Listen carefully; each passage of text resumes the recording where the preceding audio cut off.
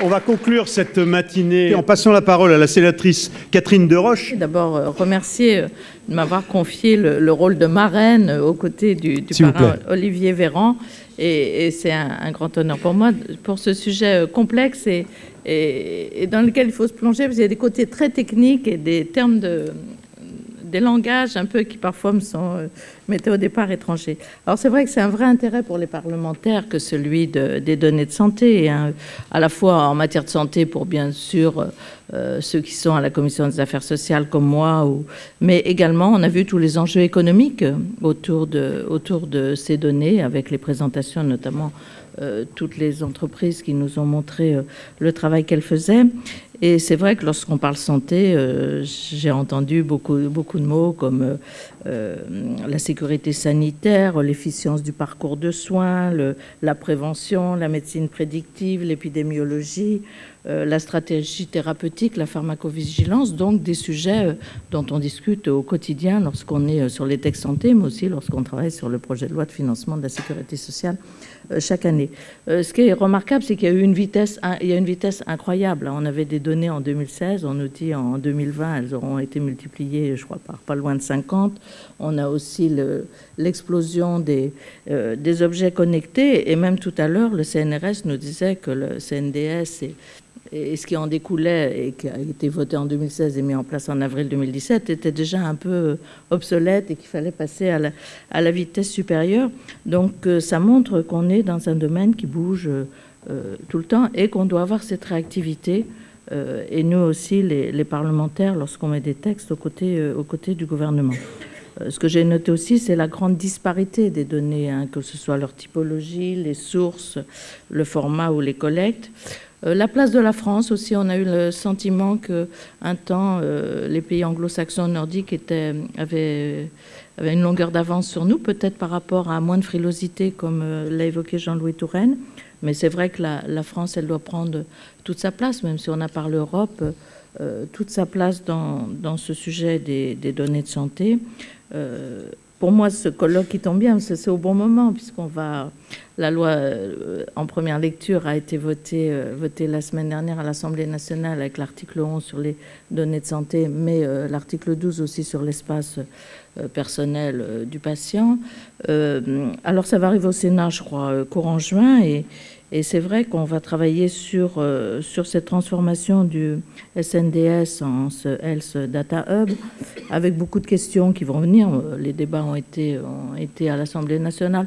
On ne sera pas dans une opposition, hein, c'est vraiment un peu transcourant ces sujets, mais on va devoir, et je me souviens puisque je co-rapportais la loi santé en 2015, et il y avait eu quand même des débats importants sur déjà le SNDS, et notamment la commission des lois qui mettait, je trouvais à mes yeux, beaucoup de freins au partage des données. Et je pense que là, on aura les mêmes débats, hein, même si on est sur un patrimoine national, hein, qui est celui de données de santé qui sont issues de ce qui est remboursé par l'assurance maladie.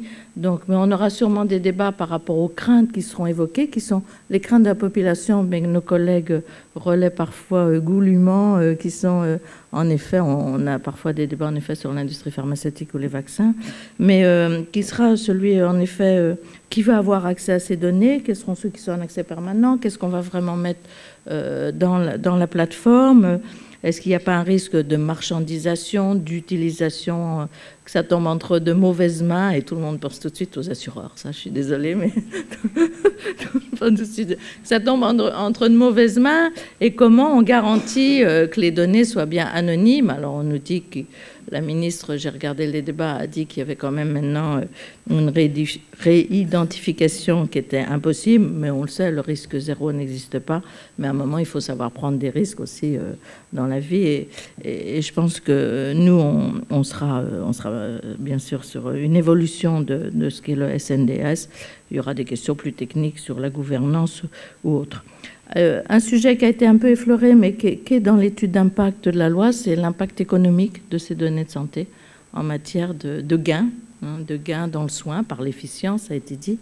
Et pour moi qui rapporte la branche maladie lors du PLFSS, je suis heureuse qu'il y ait en effet des méthodes et des possibilités de gagner et de trouver des marges de manœuvre, non pas simplement pour réduire le déficit, mais surtout pour mettre de l'argent là où on en a besoin. Et on le sait lorsqu'on travaille sur l'innovation en matière de santé, sur l'accès à l'innovation, et dans d'autres domaines, celui de la prévention aussi, qui a été évoqué, combien on a besoin de marge de manœuvre et combien on est souvent bloqué dans des choses qui paraissent de bon sens et utiles pour la population par les contraintes budgétaires.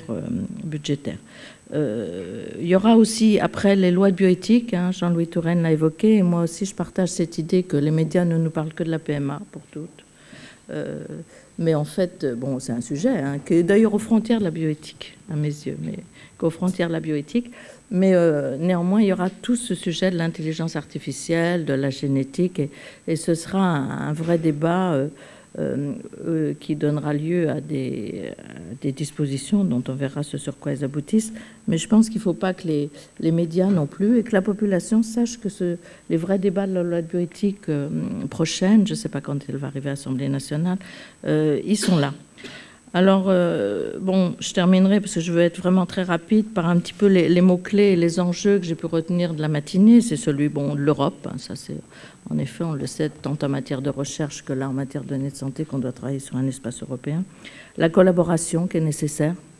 On l'a entendu, collaboration entre le privé, entre le public, entre tous les acteurs, en allant des pouvoirs publics aux patients, mais en passant par les professionnels de santé, les industriels et tous ceux qui sont dans ce domaine des données de santé. Donc, collaboration et partenariat. Une vraie pédagogie. On a besoin de faire une vraie pédagogie. On aura besoin de la faire lors de l'examen du texte, mais il faudra aussi faire une vraie pédagogie dans le grand public, parce qu'il y a des frayeurs, il y a des craintes qui sont un peu paradoxales, parce que les gens mettent tout sur les réseaux sociaux, se baladent avec leurs objets connectés un peu partout, mais dès qu'on est sur ces sujets-là, lorsqu'on vote un texte, il y a toujours beaucoup de craintes Et puis ne pas oublier la notion d'équité.